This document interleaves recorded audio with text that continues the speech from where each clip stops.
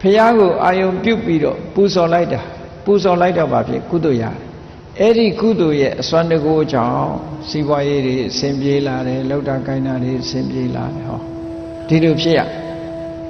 မြတ်စွာဘုရားကလည်းအဲ့ဒါကို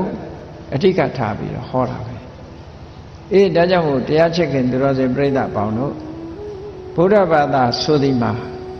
မြတ်စွာဘုရားသခင်ကိုရမြတ်ကိုကိုးကွယ်တယ်လို့ဆိုတာဟုတ်တယ်ကိုးကွယ်တယ်ဆိုတာအဆုံးမရဖို့ကိုးကွယ်တာလို့ဒီလိုမှတ်ဖို့လိုတယ်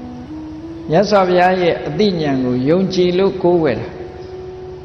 မြတ်စွာဘုရားရဲ့အသိဉာဏ်ကိုယုံကြည်တာတတ္တဟတိတထာဂတတဘောဓိတထာဂတတမြတ်စွာဘုရားရဲ့ဘောဓိအသိဉာဏ်ကိုတတ္တဟတိယုံကြည်တယ်လက်ခံတယ်ဘုရားရဲ့အသိဉာဏ်ကိုယုံကြည်သည့်အတွက်ကြောင့်ဘုရားအဆုံးအမကိုလက်ခံ